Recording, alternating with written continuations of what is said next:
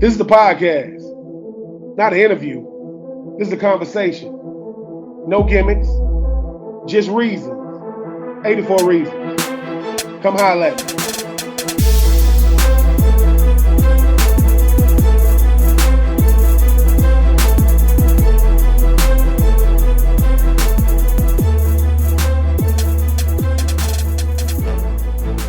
What up, everybody? Welcome to the latest installment of 84 Reasons. I am being true. No games, no gimmicks, just reasons. And today, man, we going to the baseball diamond. I mean, I know you see this familiar face saying, man, he kind of looked familiar to me. Yes, but that's not Judd. That's Deric. That's D-E-R-I-C for those of you who don't know.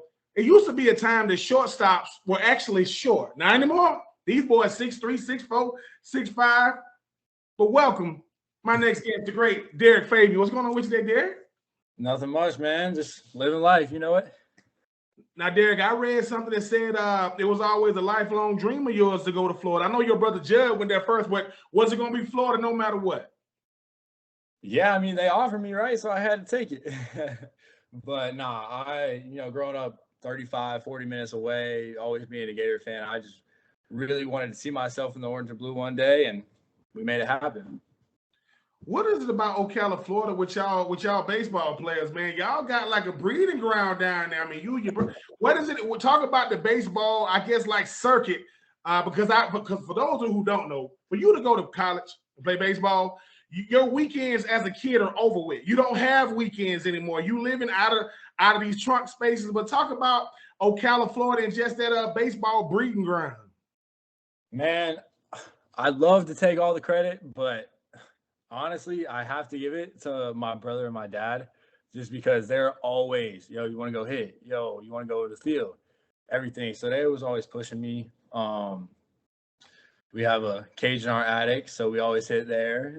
It's always a good time, Is it kind of like a cheat sheet to have an older brother and you kind of can see everything that goes on from recruiting to the draft to work ethic? Talk about having your older brother Judd, who obviously, for those you don't know, hey, listen, Judd, congratulations getting drafted 67th overall by the Baltimore Orioles. Finally got that signing bonus right. I will not talk about this man's money because that ain't y'all business, but was in the draft a year before, drafted 40th overall by the Boston Red Sox. Talk about being able to watch your brother go through that process, and what was it like having him come back and y'all get to play together? All right, so I'm going to start it with the draft when he got drafted by the Red Sox, right? So we're all sitting in the living room in Ocala, and we're just chilling, and I look at the screen, and I'm like, Judd, you just got drafted. And he looks at me, he's like, what? I'm like, yeah, look, your name's up there. So he didn't really know all that. But, him coming back was honestly a blessing for me because I felt like I was so much more advanced going into my freshman year than other freshmen just because I had that sense of comfortability. I don't even know if that's a word, but, I felt comfortable with him there. He walked me through everything. He's like, this is how it's done. This is the way they want it done. So I just followed the role and, helped me out big time. Playing in Florida is prestigious no matter what sport it is. When you talk about baseball, Kevin O'Sullivan, I mean, his record speaks for itself. Already national champion, have been to multiple College World Series. What is it like getting coached under a guy with such a great pedigree? I don't have enough good things to say about him because he's helped me all the way through in my short time here. He's definitely one of those coaches that's going to tell you how it is. He's always going to shoot you straight, so you have to wonder where you stand at, which honestly is a big thing for me because I don't like being lost. I don't like being in the unknown of whether what he feels, what he does. I mean, he's going to tell it to you how it is, and whether you take it good, whether you take it bad, it's up to you. Talking with Deric Fabian, the brother of Judd Fabian. The Fabian boys, they become baseball royalty at the University of Florida in a very, very short amount of time, coming from the great city of Ocala, Florida. Shout out to Ocala, Florida. I got my first car when I got drafted from Ocala, Florida. I don't even know if they got the dealership anymore. But, Judd, Deric, I mentioned it earlier. Man, you 6'4" playing shortstop. Like I said, I see this Tatis dude out there right in San Diego. I'm like, he's a freaking freak. I mean, the fact that, that wingspan, talk about your athleticism being that tall. Most of the time, you don't see guys tall as you being able to play the shortstop position. Yeah, so it all started when I was like younger because I was never really the big kid. Like I was always little and like scrawny, so I had to like, put in extra work just to be on the same level as other guys. Um, and then I kind of grew, right? So I had to figure out like I got to figure out how my body moves. I got different parts going every which way. I gotta lock it in just because being an infielder takes a lot of footwork and being on time with the ground ball. Most people don't like think about being on time. They think about it with hitting, not so much with the ground ball. But being with footwork, you got to be on time for the hop. So that just kind of is the whole thing for me. Is like if I can get my feet working, my feet moving, then I can be successful going left, going right, going forward, and backwards. So that's really all I've tried to do is just keep my feet working and keep it up to par, I guess. Derek, how does one anticipate? Like, how fast does that ball get on you? I mean, it's right there. I mean, obviously the bat speed of these hitters now is ridiculous. How you being a shortstop? How much is it being comfortable? Because anticipation got to be on your mind, saying, "Look, man, I got to be able to feel this thing, no matter how fast it gets on me." You talk about the ground balls. How much are you just being comfortable out there makes you go, "Look, I got to be comfortable out here because I mean, I play a huge role in this infield." Yeah, I'm not the type of guy that's just gonna sit still and be like a robot out there. I'm gonna go out and have fun, enjoy it. Maybe dance a little bit, just to keep it nice and easy. Last year I played third, and man, I'm telling you, some of those balls I didn't even see. They were by me before I even knew what happened. Um, but something you just got to do is just sometimes you just got to do it, if that makes sense, because when you think too much, you get in your own way. So just doing it and you'll be fine. 4 home runs, 4 doubles, 25 runs, 22 RBIs, 4 stolen bases. I mean, that's a great freshman year, man. I mean, when you talk about being able to do it, but then this is the most impressive. 931 fielder percentage. I mean, that's getting it done. I mean, I can toot your own horn. I can toot it. These are things you earned. Okay. But I think it all goes back to Kevin O'Sullivan, your dad Eric, your brother Judd. When you guys decide, all right, man, I don't just play baseball as a young kid. I'm serious about this thing. When did you and your brother? Was it your brother first, and you like, well, listen, I'm just gonna follow in his footsteps, or was it a collective thing as a family saying, listen, if we're gonna do this thing, we're gonna do this thing? Well, my dad's always told me if you're gonna do something, you better do it fully, right? Because you don't want to do it halfway, then you look bad. Um, but it's kind of weird, man. I just remember like coming up through high school, you know, watching Judd when he was in high school and he kind of was like balling out, man. And I was like, okay, like he might have a shot here. And then I started kind of following the same path. I'm like, hold on, we might have something here. So it's just always been like that. And then when I finally figured it all out, I'm like, okay, this might actually work. I'm like, I gotta put my all into it because I know if you don't put your all, you ain't gonna get there. We in the NIL era. I swear, way, but what I want to say 2022, you and your brother, y'all got your own logo. Beautiful logo, by the way. Love the logo, signing autographs. How much greater is NIL knowing that there it is? I mean, now we got pendants. We used to have shirts, now we got pendants and different things. You know, we got emblems. How is it sharing that with your brother as well to know, now, man, when you see this logo, this is me and my brother. This ain't just me or him. This is us together. Yeah. So what people don't really understand is like how close me and my brother actually are. He called me right when I joined. I was like, yo, I gotta call you later, man.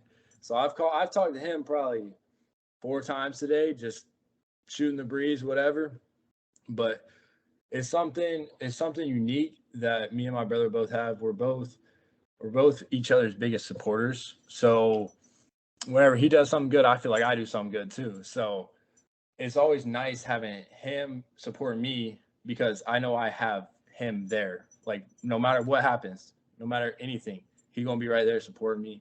So that kind of is just what it all like comes down to, is family. Talking with Deric Fabian, shortstop for them Florida Gators. Now getting ready for that sophomore season. Look, can do it all at the shortstop position. But I got to get into this. SEC baseball. Now, listen, college baseball is prestige. I mean, it is the creme de la creme.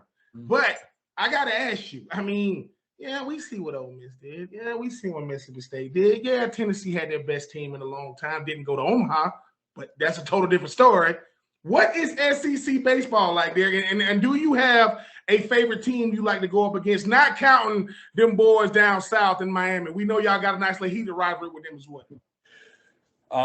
Yeah, so SEC baseball, I remember my first taste of it was we played Alabama at Alabama, and I got a great experience because we went there, we won the first 2 games, so we're all hyped. And then that third game comes around and we're winning going into like the 9th, the 8th, whatever it was. And then them boys from Bama, they just turned it on and they started going. It's like, hold up, wait a minute now. Like they're coming back.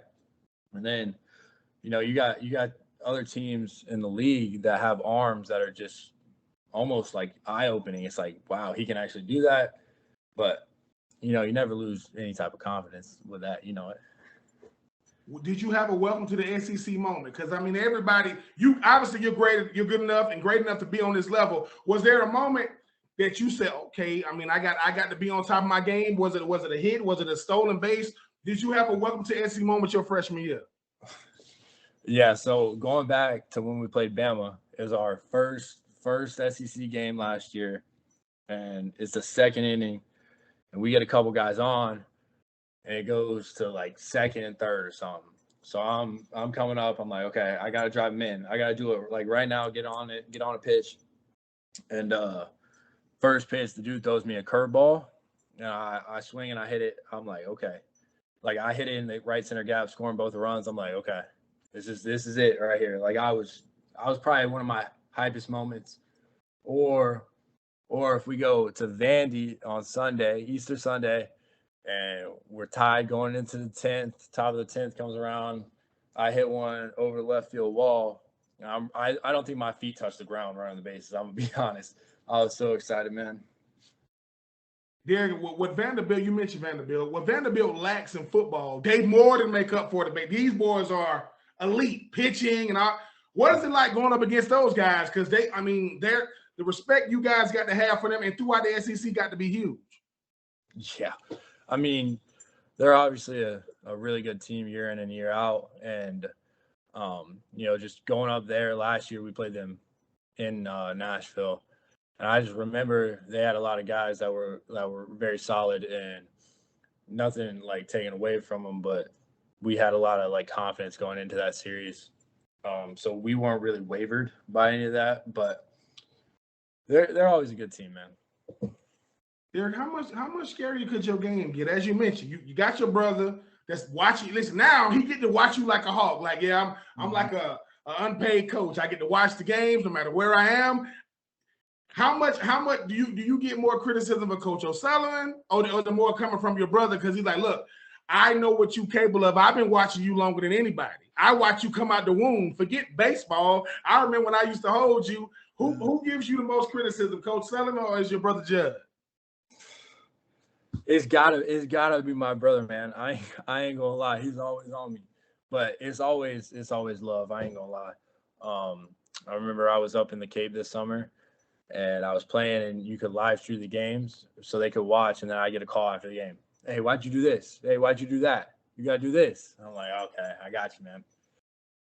What is it like hitting a home run? Because we all want to do it, right? But you've done it. Like obviously you can't. Y'all got these unwritten baseball rules. You can't even admire your home run. You can't stare down the pitcher. And by God, don't flip the bat. Oh my, you can't. That's just the worst thing. But when you get your first one, do you say to yourself, like, did you feel it when you connected, or did you just watch that thing maybe 2 seconds long and say, man, we out of here now, man? I mean, I'm just saying, like, what is that feeling like? Okay, I ain't gonna lie. In high school, I enjoyed my home runs, man. I watched them. I flipped the bat. It's like if I hit the home run, I get to do what I want to a certain extent. Obviously, I get to enjoy myself. I just did that. Now on the college stage, a little bit different. I remember my first home run last year. We were playing at UNF. I hit it, and dude, I ain't gonna lie, I hit it, and I didn't even feel the ball hit the bat. And I'm watching it go, and I'm like, oh my gosh! And I started running because I was scared. I ain't gonna lie, but Again, don't think my feet hit the ground. Talking with Deric Fabian, shortstop for them Florida Gators. Great addition. I mean, the Fabian traditional or lineage coming through the University of Florida has been incredible. Getting ready for a sophomore season. This is 84 Reasons. No games, no gimmicks. Not my reasons. His reasons. Deric without a K. D-E-R. I see. Don't get his mom and daddy named him. Don't get mad at him. Don't blame the player. Blame the coaching staff. They don't want to put him in the game. Deric, your dad, Eric.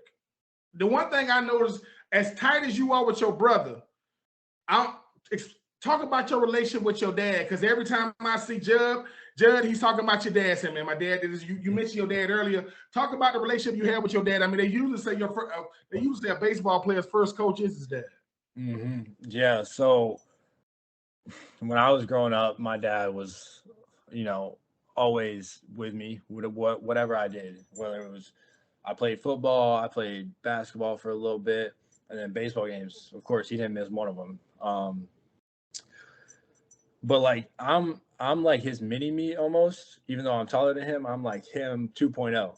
So he's always laughing. He's always enjoying being in my presence, which it's the same way for me. I'm always enjoying my time around him. But he just showed me a lot of things when I was younger, with not just how to play the game the right way, but how to live your life a certain way. There's like the right way to do things, and then there's the wrong way to do things. So whenever I did the wrong things, he he beat me up a little bit. I ain't gonna lie. But whenever I did the right things, he's like, okay, that's how it's done. What about your mom, Jenny? So my dad's a little bit like, he's like, go, go, go. He's all gas. And then my mom's kind of the calm down. He'll be all right. I remember I literally was just texting my mom, and she's like, okay, don't worry about it. We'll be all right. She's always been there for me. Somebody could call whenever, and she'll listen. And I'll be forever grateful for that. Deric, you represent, to me, I'm biased. Yeah, I am. The greatest university in the world to me. That's where I went. That's where you went. But I always have to ask this. What's harder, the pressure of being a Florida Gator baseball player or the expectations that come with it? Is both the right answer? Because both is. Yes, I mean, you doing it. There is no wrong answer. There's a certain standard we all have to look up to, my whole team. And if that's not right, then we got to get it together, because the guys that played here before us, they paved the way for us to they walked so we could run almost. So there's that standard there that we have to keep up for the people down the road that aren't even in high school yet. So we gotta live up to that. Deric, I remember when I was at Florida, the baseball, stadium was right beside where the new football facility. It was right there. Now, y'all over there by the Southwest Rec. You got to know about Gainesville to know about what I'm talking about. Southwest Rec. When you talk about something as prestigious as Florida, like from the facilities to the coaches to the players to the exposure, what is it like being a baseball player in 2022 is much different in 2010 and 2005, because you got social media. You got everybody that has a social media handle got a freaking opinion, and they don't mind telling you. How do you deal with the exposure that comes with being a Florida player, and how do you keep it under wraps, saying, look, I can't say what I want to say because of the position I'm in? How do you balance the two? Honestly, man, during the season, I try to stay off social media, just because there are people out there that, they're haters, which is okay. Let them hate. But I try to not let that affect me, because I know once your mind starts going, you're going to start spiral. A big thing that helps me is, like, I got little cousins that are probably 5-6 years old, even younger. So I have to be a role model for them. And that goes for every kid that comes to the Florida baseball games. I want them to look on the field and be like, yo, 2-3 plays the game the right way. And that's kind of always what I go back to is like playing and not worrying about anything except, you know, being that good person, that good role model for the younger generation. How long did it take you to accept that, being a role model? Because a lot of times we don't know what comes with it. I mean, I want to go through the circuit. I want to go through summer baseball, which is crazy for those that do it. Now I'm at Florida. Certain things, before, yeah, I'm signing a national letter of intent. They don't, role model ain't on that, or being an influencer ain't on that, but all that stuff comes with it. When did Deric Fabian accept the fact that I'm going to be admired, I mean, sometimes revered by, you know, the younger generations of baseball players? Mm-hmm. Yeah, when my first little cousin was born, I'm like, okay, I'm the closest one to him in age. So who's he naturally gonna look up to just because I can be there and he sees me as this, you know, big human almost. And I want personally, just for the Fabian name, I want everybody in the Fabian family to be a good person and somebody that is respected. So I knew once he was born, I was like, okay, it's time. Like I gotta be a grown up almost. Derek, you talk about the Fabian name, you talk about your brother Judd, you talk about your dad Eric, you talk about your mom Jenny, you talk about your little cousin who you closest to in age. Mm-hmm. And we kind of talked about it during this interview, during this conversation. What would you say to all of them? Because even though your little cousin is still, you know, he's trying to figure out what he's going to do growing up, but your parents, your brother, this incredible community of people you have, your support system, what do you say to them now that your dreams are coming true in real time?